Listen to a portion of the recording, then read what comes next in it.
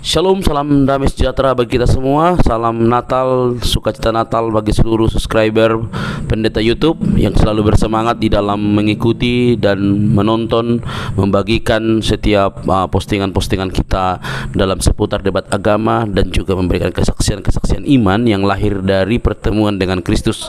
Sobat terkasih dalam Tuhan Yesus Kristus, lagi-lagi kita akan memutar satu video yang mungkin ini akan membuat orang yang intoleran akan gigit jari ketika ada banyak orang sudah menjadi cerdas di dalam beragama sekaligus menekankan kehidupan yang bertoleransi. Itulah kenapa kita selalu menyuarakan toleransi antar umat beragama itu penting, seperti apa yang disampaikan oleh Quran sendiri, lakum dinukum waliyadin. Tapi faktanya kadang-kadang banyak umat Islam khususnya yang ustadz-ustadz anti selalu mengumandangkan yang aneh-aneh, teman-teman. Oke, kita lihat dulu video berikut ini. Jadi negara Indonesia ada di atas kepala Abah. Demi Allah, tanggung jawab. Merah putih. Kopiah wajib. 80 tahun mereka. Proklamasi ini 45. Sampai hari ini presiden masih pakai kopiah. Presiden masih pakai kopiah hitam. Haram itu. Tarik sorak. Sudah bikin kuburan Abah, udah siap kapan? Dikasihnya ini barusan, dikasihnya ini. Bendera merah putih, dunia tahu bendera. Kenapa presiden masih pakai kopiah hitam? Sok jawab.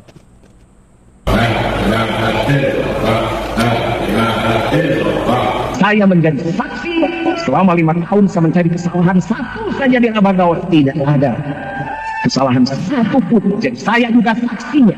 Jadi kalau Anda ragu, saya saksinya. Anda cuma melihat 2 hari 3 hari, saya 5 tahun.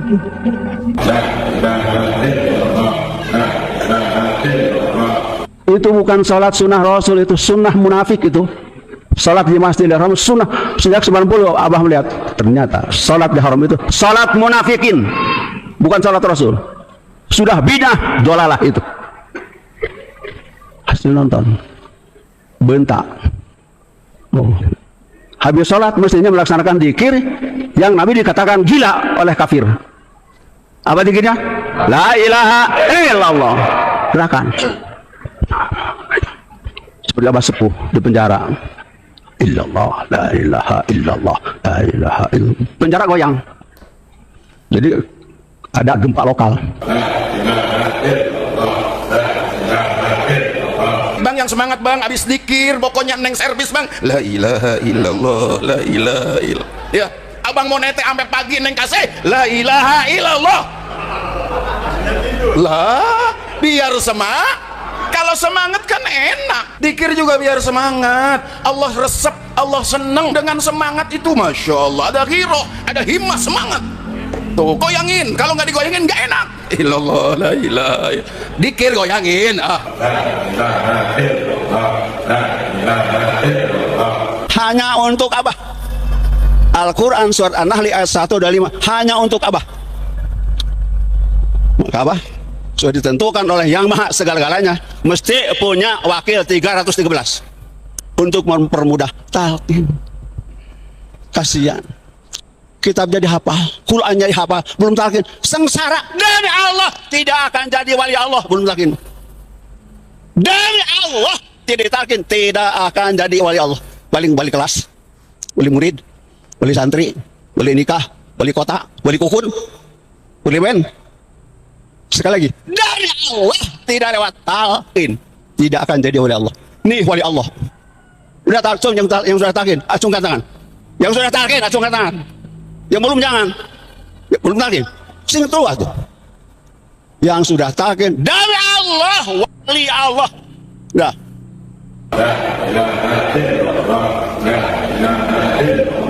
Jadi ketika beliau menyatakan firman Allah sabda wakilnya, itu sangatlah benar karena beliau adalah Al-Quran berjalan. Kalau dulu di dalam maulid kita mengatakan Rasulullah, Kanjeng Nabi Muhammad itu dikatakan kana khuluquhul Quran, akhlak beliau Al-Quran. Maka sekarang yang berjalan di kolong langit ini membawa akhlak Al-Quran, inilah di depan kita guru agung kita Bang Sahabat. Masya Allah, luar biasa, bersyukur kita. Apa yang semua yang beliau lakukan kita ikut saja. Seperti contoh apa yang beliau lakukan, membuat syair. Ini kan baru nih, syair itu baru Pak, karena sekolong langit Indonesia hanya beliau yang membuat syair tentang kabinet merah.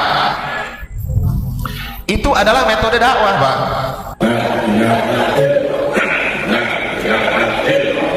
Dan Allah yang belum ditakin, walaupun Imam Masjidil Haram modar mati, maka Abah ngutus 2 dokter ke Mekah. Dokter Jinni adiknya, Dokter Rusdi, tahun kemarin, supaya ketemu Imam Masjidil Haram. Sampaikan pertanyaan dari Abah, masih mau hidup tidak? Masih mau hidup tidak kamu?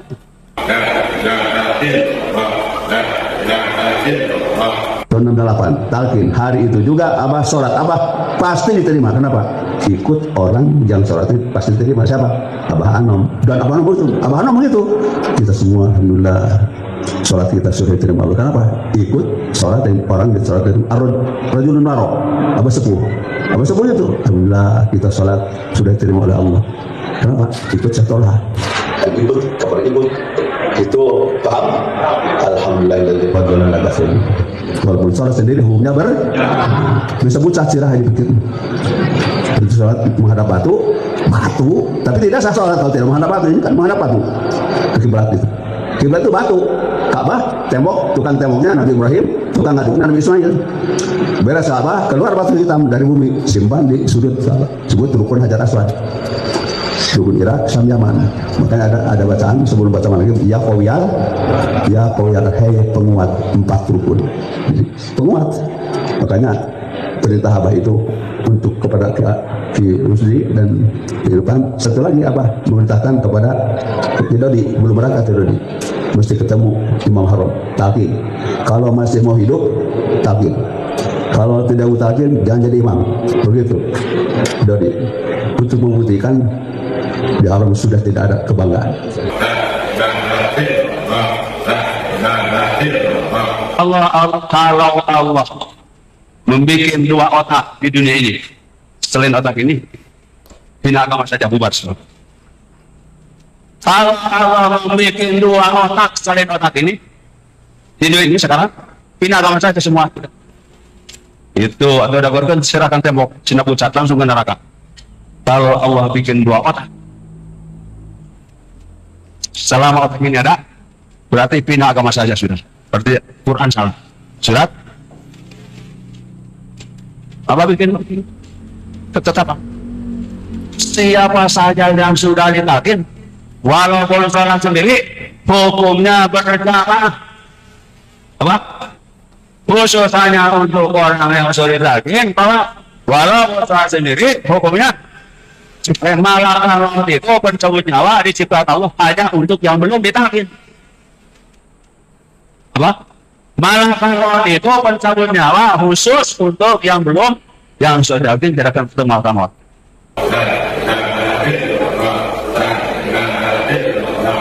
Demi Allah, begitu kata Abah Anom. Tidak begini, tidak salah loh kesini. Kan gue mursid. Demi Allah aku angkat kaki, karena yang aku mursid setan. Sugan Abah Anom nurul bapak teh. Ari keun bapak atur atuh. Tunggu dulu. Talqin. Beres talqin. Ngislamkeun jelema deuleu. Direkam. Ulah ditambah. Jangan ditambah. Ngislamkeun jelema deuleu henteu kata. 3 kalimat. Jadi talqin teh. Jadi uing teh ketua MUI sesat penyesatan Panjalu teh yang punya pesantren teh minantu polisi teh can Islam kakara Islam di KTP gitu, belum talqin belum Islam apa walaupun di KTP-nya agama .2 belum Islam. Siapa saja belum talqin belum Islam. Jangankan orang Indonesia, yang sehari-harinya sholat di dekat di sekitar Baitullah, baca surat Al-Anfal ayat 35. Sehari-harinya sholat di sekitar Baitullah, ngariung batu, ngantri 50 juta ke Mekah, hayang ke Mekah, berikut tukang bubur naik haji. Yang sehari-hari mikir, hei jangan ngobrol, awas. Yang sehari-harinya sholat di sekitar Baitullah, bukan joget. Sholat dianggap siulan, tepuk tangan, sholat siulan, sholat tepuk tangan, sholat siksaan, sholat kekufuran, hewatan, kekeprok, sholat siksaan. Kalau belum, talqin kita, alhamdulillah.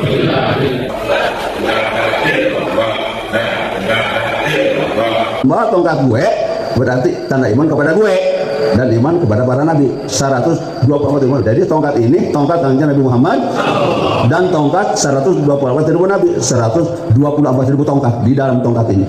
Ketika ke Baghdad apa dikasih tongkat Syabdul Qadir. Jadi membawa tongkat ini berikut tongkat Syabdul Qadir gitu. Kalau membawa tongkat ini ingin mengerti dulu, berhenti sholat. Apa? Kalau membawa tongkat ini ingin mengerti dulu, berhenti sholat. Itu dalilnya. Dalil tidak membawa tongkat ini.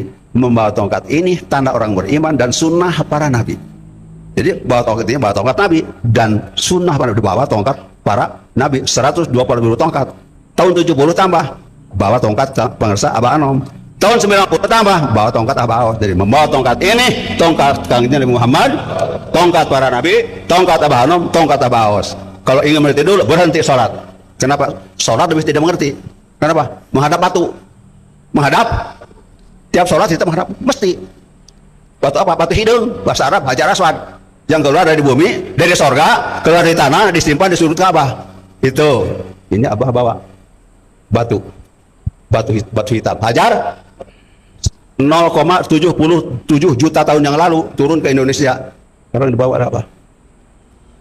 Di dewe, tadi dia di bawah.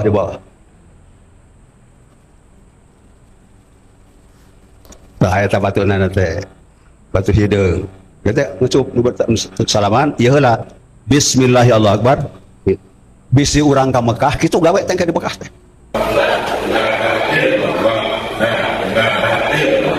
Sekarang berapa juta tanding Allah di Indonesia saja? Stok. Tanding Allah mahasiswa dan mahasiswi berapa juta? Mahasiswi di Indonesia berapa? Tanya Syekh Google. Tanding Allah itu. Tahu tanding Allah? Tanding lawan Allah. Dijadikan mahasiswa, dijadikan tanding Allah.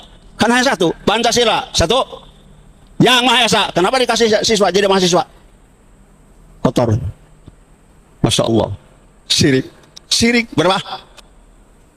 Hah? Ya kurang lebih 10 juta. Jadi Indonesia sudah kurang lebih 10 juta tanding Allah. Makanya Abah katakan sudah wajib direndam Indonesia ini. Abah mengadakan pengajian anti gempa Israfil. Modar kabeh. Tak urang teh ieu teh keur ngahadang pada malam Israfil. Satu-satunya malaikat yang belum bekerja jadi gelandangan, dihalang oleh orang Albantani. Oh, masih dari Albantani, dihalang ku la ilaha. Itu kalau sudah tiup, Abah kasihan. Disampaikan tadi di kuliah subuh. Satu-satunya Rasul paling dedeger, Nabi Nuh. 1000 tahun usia, 50 tahun di kaum dunia di kaum untuk menghabiskan orang kafir. Tanding Allah. Kan Indonesia untuk semua, Indonesia untuk dunia, akan jadi kiblat dunia Indonesia. Karena kenapa? Satu-satunya negara berketuhanan yang Maha Esa di dunia ini hanya sing apa eta? Satu-satunya negara berketuhanan yang Maha Esa, di dunia ini, hanya Indonesia saja.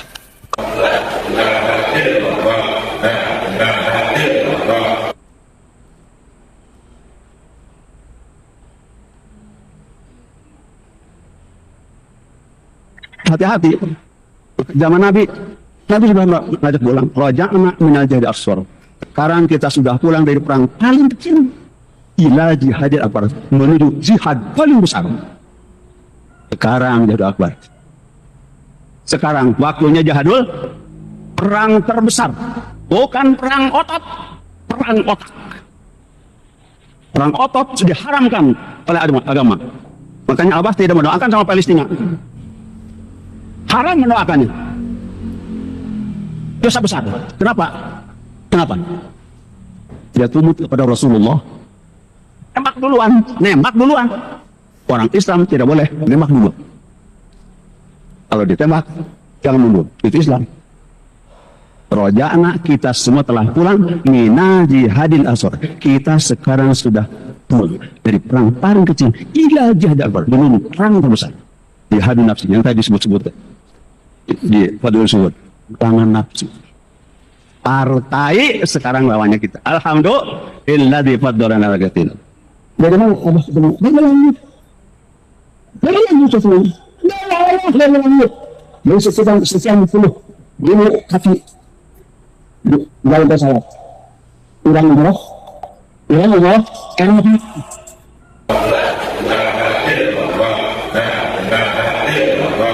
kan tidak ada terpikir kan? Tidak terpikir. Kalau yang surah 2, 3 kali manakib sudah tahu itu mah. Ini kan benda sorga. Benda sorga itu ro'at. Mata tidak melihat sebelumnya, wala udhun tidak dengar sebelumnya, wal khotor tidak terbesit di hati. Wah, tak usah dibuka kulitnya kan, sudah dicuci. Itu tak. Makan.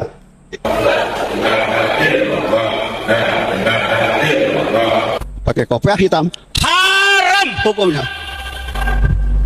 Pemimpin wajib pakai apa? Pemimpin wajib memilih kopiah, pakai kopiah. Gitu, karena di luarnya Bhineka Tunggal Ika. Apa? Bhineka Tunggal Ika. Nah itu. Makanya Garuda Pancasila, di perut Garuda Pancasila ada gambar. Gambar apa? Rantai tidak putus. Ada rantai tidak. Ya, jangan pesawat, motor putus rantainya, jalan. Motor putus rantai, jalan. Mikir. Apalagi mobil. Apalagi pesawat. Apalagi ajaran agama. Tidak ditalkin, memutuskan rantai. Talkin itu rantai tidak, jangan putus.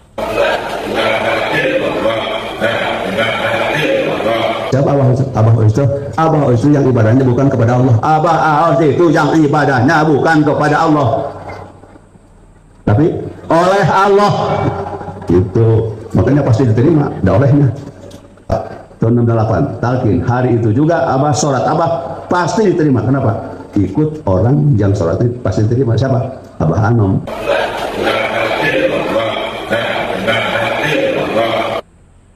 Allah memutus Indonesia. Oh, datang ke sini. Dan Indonesia dalam keadaan bahaya. Dengan istilah kebebasan beragama, datanglah paus. Bukan tadi itu, bukan apa-apa, bukan melotot. Sampai di Samud, di Istiqlal. Di Istiqlal. Di tempat paling suci di Indonesia. Di bangunan paling suci di Indonesia. Di tanah suci Indonesia.